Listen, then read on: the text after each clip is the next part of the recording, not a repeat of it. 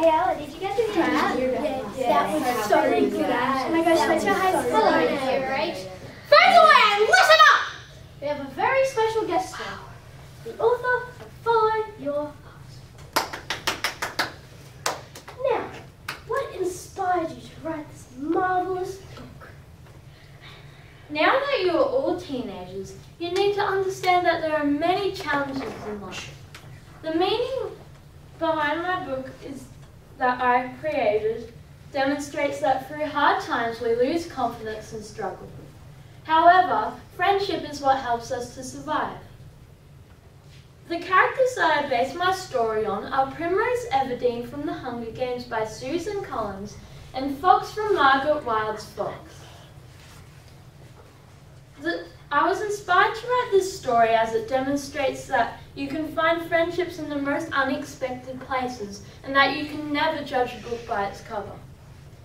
A story between an animal and a human lead to a tale of survival and despair. Now, would you like to read us this magnificent book? Yes, I would love to. Yes!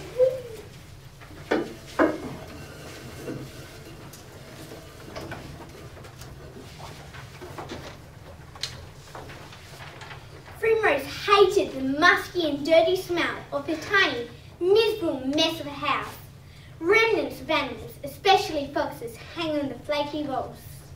Primrose's father was a brutal man, thickly muscled with a large neck and bulging eyes. Prim's mother left long ago in the middle of the night.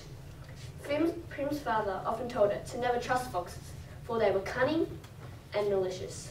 Primrose couldn't bear it any longer, so she, like her mother, ran away in the middle of the night. Even over the storm of the deep, dark night, Primrose could be heard sobbing. Her beautiful blonde hair was soaked with water and she was hungry, yet she kept on running and running and running. The landscape changed slowly to a more rocky terrain, and dawn slowly crept over into the lands. Just as Tinus crept deeper and deeper into Primrose, soon she simply collapsed. Primrose was surrounded in a place of devoid of any item needed to survive, but she wasn't left alone for long.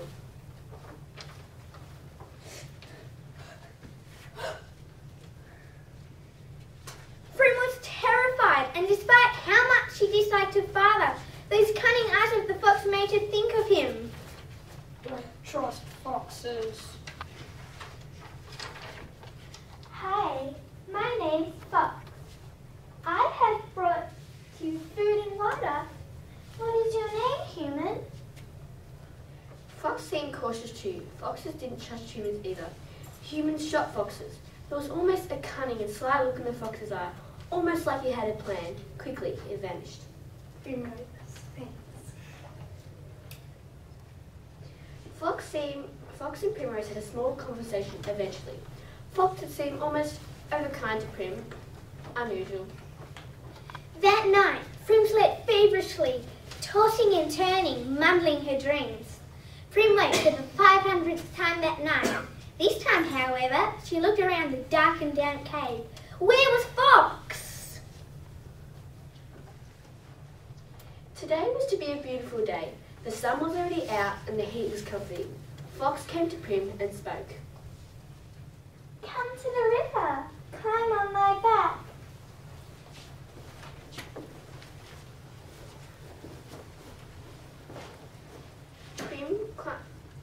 Prim climbed off and put her feet into the cool river.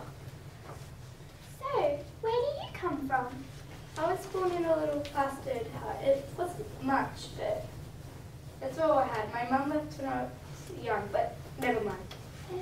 The sly look on Fox's face has begun to fade from the first time they met. So where were you this morning? Nowhere. I was just gathering food. Come on, let's go. Prim climbed onto Fox, but after a while they came to a group of other foxes who began to attack poor Fox. You betray us! You may have dogs on them, but we have watched. You are friends. You will die. However, Primrose ended up being perhaps a second too late. Fox was bleeding in his leg. Primrose what with all her might, her golden hair footing all over her face. Eventually, they left her alone. I'm sorry, Prim. I misunderstood. I went behind your back and told the other foxes that they could come and hurt you. I'm sorry. But Primrose accepted his mistake, and as she had made many too. She gathered food from instructions from Fox, and Fox gave her instructions. Primrose kept Fox alive, and Fox kept her alive, and as a bonus, it seemed that they actually became friends over the time. Eventually, Fox grew better, and Primrose gathered enough courage to show her father that don't judge a book by its cover. Fox wasn't the Fox he used to be. From the ashes of his mistakes, he was raised, almost like a new person. Fox turned out to be good, and Primrose was set on making sure there was no prejudice against him. So off they set. And so, they came to Prim's old home. Primrose Everdeen! I can explain, see? But all that could be heard was a loud bang of a gun Bang! as Fox's elegant and beautiful body fell to the floor in eternal sleep. Fox was dead. Tears swept down Primrose's face, but she could muster no sound to her lips.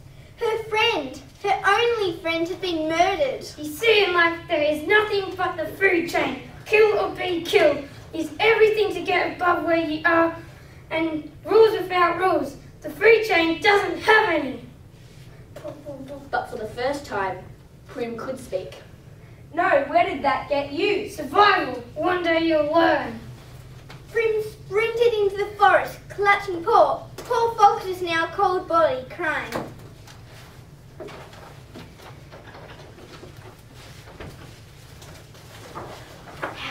That was I love that story. Wow, that was amazing. Thanks.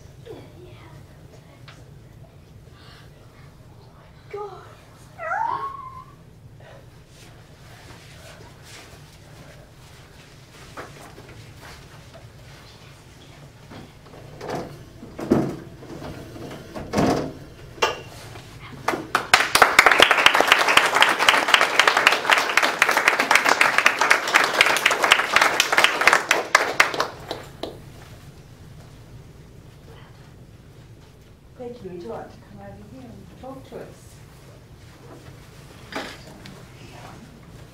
That was quite a dramatic performance.